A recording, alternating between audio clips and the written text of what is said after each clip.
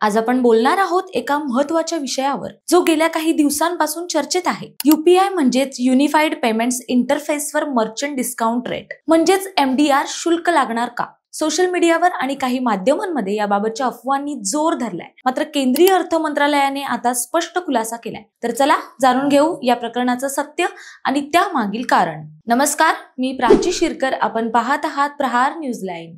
गेल्या काही दिवसांपासून सोशल मीडियावर युनिफाईड पेमेंट इंटरफेस अर्थात UPI व्यवहारांवर मर्चंट डिस्काउंट शुल्क लागू होणार असल्याची शक्यता वर्तवली जाते। 3000 रुपयांपेक्षा अधिकच्या UPI व्यवहारांवर हे शुल्क आकारले जाणार असल्याची चर्चा होती। मात्र आता अशा प्रकारे कोणतेही शुल्क लागू केलं जाणार नसल्याचं अर्थ मंत्रालयाने स्पष्ट केलंय। तसंच खोट्या, निराधार आणि दिशाभूल करणाऱ्या अफवांवर UPI द्वारे डिजिटल पेमेंट्स विनामूल्य आहे ते विनामूल्य ठेवण्यासाठी सरकार पूर्णपणे कटिबद्ध आहे असं अर्थ मंत्रालयाने स्पष्ट केलंय। आता पाहूयात मर्चंट डिस्काउंट रेट म्हणजे नेमकं काय ते। मर्चंट डिस्काउंट रेट हे बँकाद्वारे व्यापाऱ्यांकडून डिजिटल पेमेंट्स तात्काळ प्रक्रिया करण्यासाठी आकारलं जाणारं शुल्क आहे। पूर्वी कार्ड पेमेंट्सवर व्यापारी एकूण व्यवहाराच्या सुमारे 1% MDR शुल्क भरत असत। मात्र डिजिटल व्यवहारांना चालना देण्यासाठी सरकारनं 2020 मध्ये डेबिट कार्ड्सवरील MDR शुल्क माफ केलं होतं। मात्र क्रेडिट कार्ड्सवरील बहुतेक व्यवहारांवर 1 ते 3% MDR शुल्क अद्याप लागू आहे। मात्र UPI वर असं कोणतंही शुल्क लागू होणार नाहीये। आता पाहूयात UPIच्या विक्रमी वाढीबाबत। मे 2025 मध्ये UPI न 18.68 अब्ज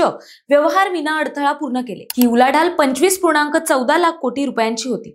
ही उलाढाल एप्रिल 2025 च्या 23.95 लाख कोटी रुपयांच्या तुलनेत जास्त आहे, तर गेल्या वर्षी मे महिन्यातील 14.3 अब्ज व्यवहारांच्या तुलनेत यंदा 33% वार्षिक वाढ नोंदवली गेली आहे। मे महिन्यात सरासरी दैनंदिन व्यवहार रक्कम 81,106 कोटी रुपये आणि सरासरी दैनंदिन व्यवहार संख्या 602 दशलक्ष इतकी होती। UPIच्या यशामुळे भारताने जागतिक रिअल टाइम पेमेंट्सच्या 48.5% हिस्सा मिळवलाय, ज्यामुळे भारतानं जागतिक स्तरावर आघाडीचं स्थान प्राप्त केलंय। पेमेंट्स काउन्सिल ऑफ इंडियाने म्हणजेच PCI न मार्च महिन्यात केंद्र सरकारला एक पत्र लिहिलं। या पत्रात त्यांनी शून्य MDR धोरणाचा फेरविचार करण्याची मागणी केली। PCI ही 180 सदस्य असणारी संस्था आहे। ही संस्था बँक नसलेल्या पेमेंट उद्योगाचं प्रतिनिधित्व करते। शून्य MDR मुळे डिजिटल पेमेंट्सचं इकोसिस्टीम चालवण्याचा खर्च भागवणं कठीण झालंय असं संस्थेचं मत आहे। PI सेवांचा विस्तार आणि देखभाल यासाठी दरवर्षी सुमारे 10,000 कोटी रुपये खर्च होतात, तर सरकारकडून केवळ 2,500 कोटी रुपयांचं अनुदान मिळतं असा दावाही PCI न केलाय। मात्र UPIला कोणत्याही शुल्काशिवाय पुढे नेण्याचं धोरण कायम आहे असं अर्थ मंत्रालयाने स्पष्ट केलंय। या व्यवहाराबाबत सरकार आणि उद्योग यांच्या डिजिटल पेमेंट्सच्या खर्चाच्या व्यवस्थापनावर चर्चा होऊ शकते, मात्र त्याचा थेट परिणाम ग्राहकांवर होणार नाही याचीही काळजी घेतली जाऊ शकते। UPI ही भारताची डिजिटल अर्थव्यवस्थेची ताकद आहे। सरकार ती अधिक मजबूत करण्यासाठी प्रयत्नशील आहे, त्यामुळे अफवांवर विश्वास न ठेवता निर्धास्तपणे UPIचा वापर करू शकता असं अर्थ मंत्रालयाने सुचवलंय।